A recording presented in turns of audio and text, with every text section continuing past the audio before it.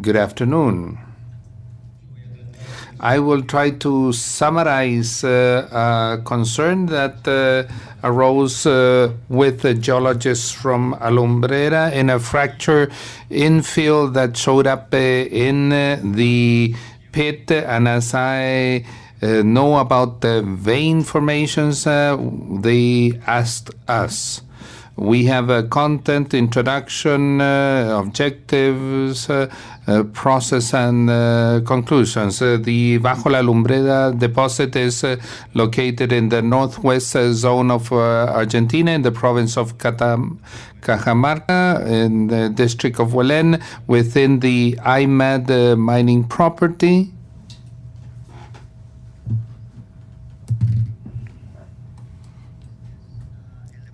This is the deposit. It is within the volcanic Farellón Negro formation with dacitic and sericitic rock.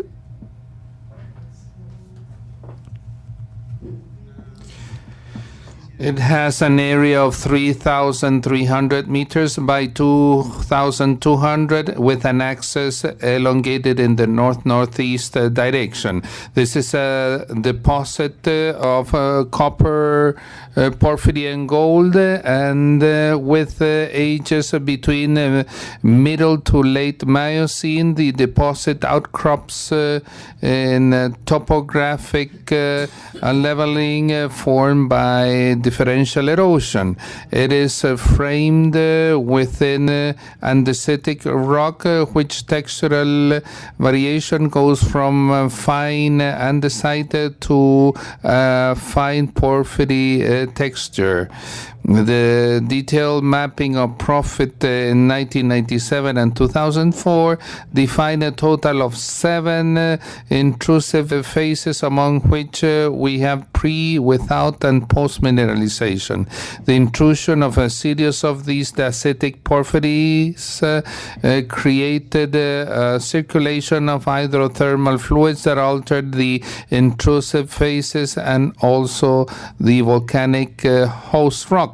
The alteration is presented in a concentric arrangement where we have a central zone with potassium alteration with quartz, magnetite quartz towards a border of propylitic alteration, and which deposit is known as chloritic pilot. There's an argillic alteration and phyllic alteration showing up, known as a feldspar destructive formation. Mineralogy is simple. The main sulfides are chalcopyrite and pyrite, and with a lower percentage of chalcocine. And this attached to pyrite in the leach zones near the fault structures. Regarding the structures, the deposit has suffered important failures where we have a system of faults with a dominant orientation north-east, southeast.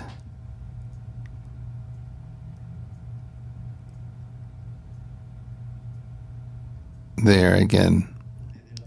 From the central part to the northeast part, there's predominance of north-southeast strike faults with vertical displacements of about tens of meters. And to the southwest of the mine, there are northeast striking faults. And within this group of faults, there's a system of tarantula faults that cut the Steve fault.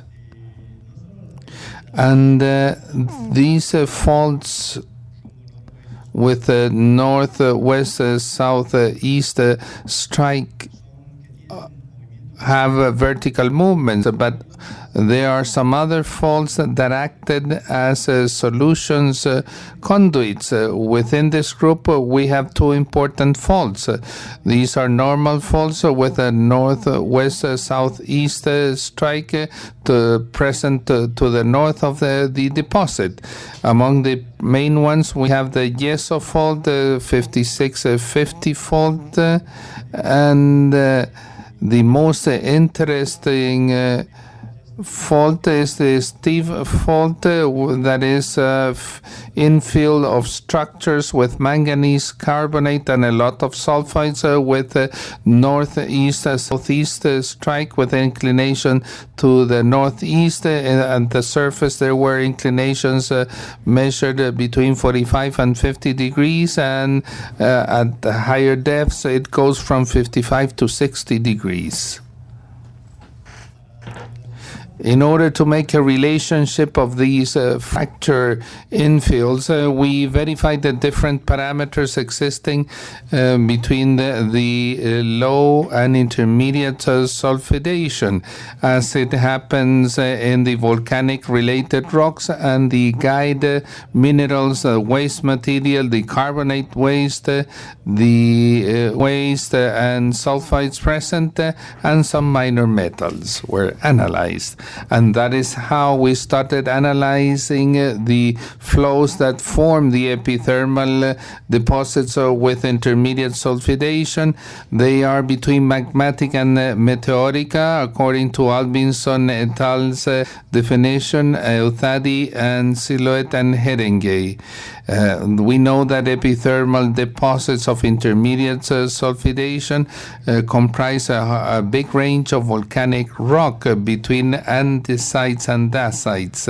These deposits have a high range in metal contents and characteristics from the viewpoint of gold and silver, and silver and gold ratio of up to 5% of combined base metals, and also silver and base metal deposits. There are silicates and manganese carbonates with 10% content of sulfides. Although there is a high range of sulfides and sulfur salts, they're dominated by sphalerite with low iron content. Also, we have galena, tetrahydrite, and chalcopyrite.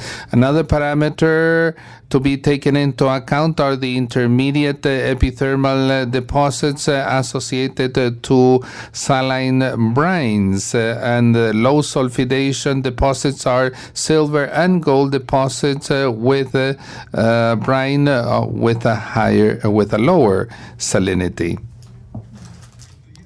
And studying the relationship of the different types of deposits existing in the Farallón Negro volcanic system, we have the Capillitas deposit, that is the one of the most important ones from the mineralogical viewpoint.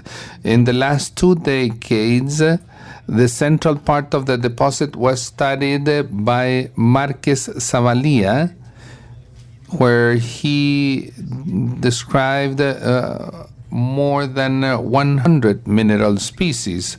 Recently, the Austrian authors such as Paspar and Topa made an investigation on the Capillitas system veins that took to the classification of mineralogical associations of the sulfidation type, and this allows us to analyze the Farallón Negro vein system and its relationship with the structures showing appearance in Bajo la Lumbrera zone.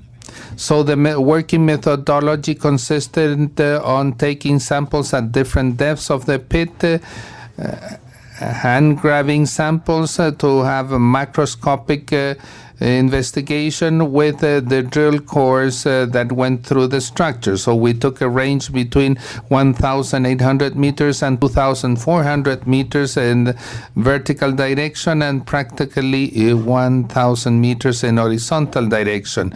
Of the 22 samples described, we selected 5 of them because they were the most representative ones that intersected the Steve fault, that is the fault infill that is well known in our case. This is an important carbonate and sulfides infill. The most representative sample was our sample B1 taken at 2237, and A2 and A7 samples that are in the west side of the pit were taken at 2250 elevation, and they show different breccia that were taken at a vein width of 3 meters from the east side to the center of the fault. And in the west side, samples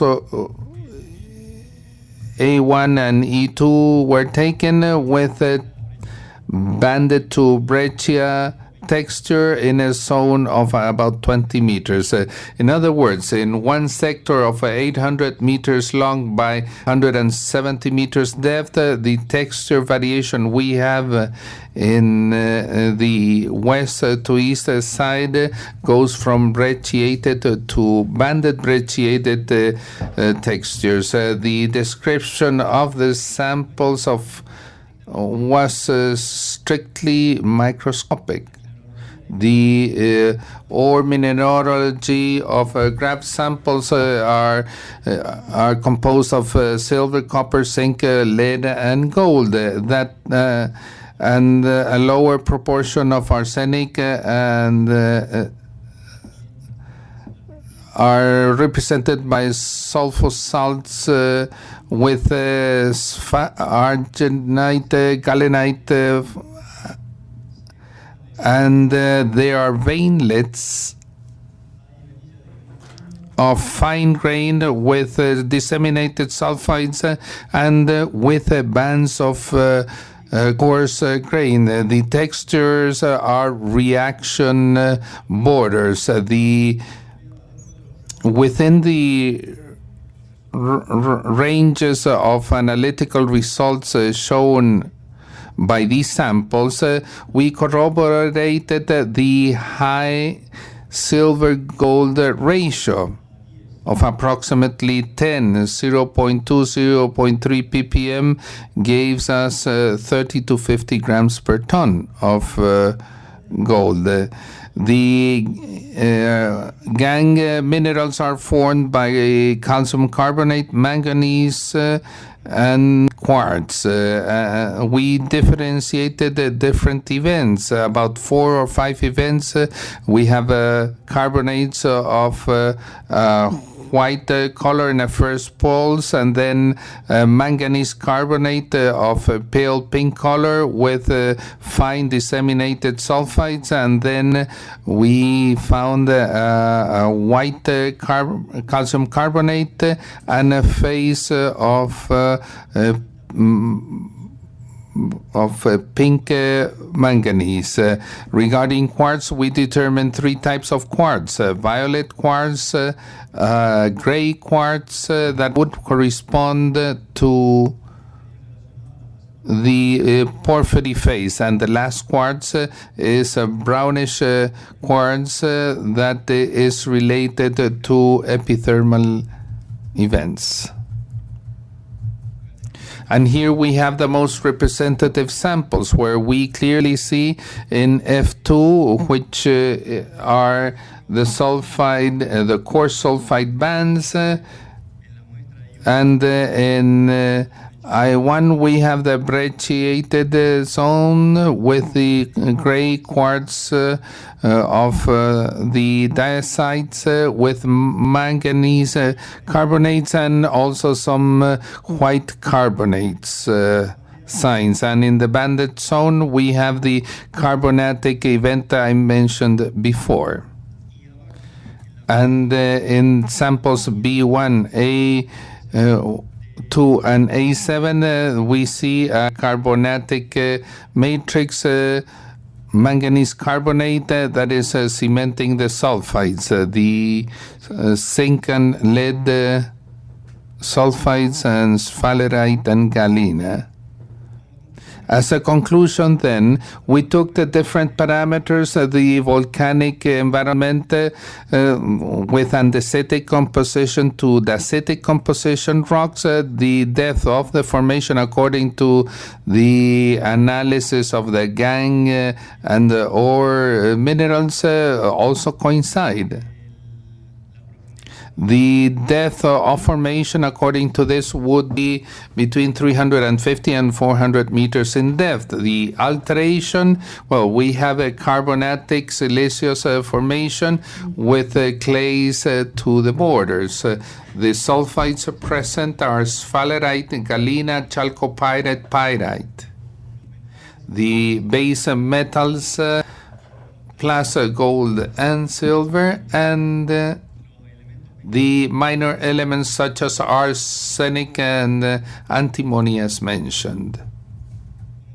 As conclusions, we can say that in the Bajo la Lumbrera porphyry, there's a set of post-mineral structures with dominant strike of northeast-southeast coinciding with the regional alignments. The main structure is called Steve's Fault, located to the southwest of the mine, with a dip of 45 to 60 degrees, has a variable width of 3 to 20 meters. The infill of the structure shows mineralizing events due to successive reactivations and opening of the failure plane, and between 4 and 5 events have been observed. The fracture presents calcium and manganese carbonate infield and precious metals. The typical textures go from banded to brecciated. This type of infill of a fracture is interpreted as epithermal of low sulfidation. The mineralization of the infill of the Steve's Fault is associated to a system of veins of Arayón Nega and the mineralogy present in this deposit. So it is considered that this fracture infill is after the porphyric event of Bajo la Lumbrera deposit. Thank you very much.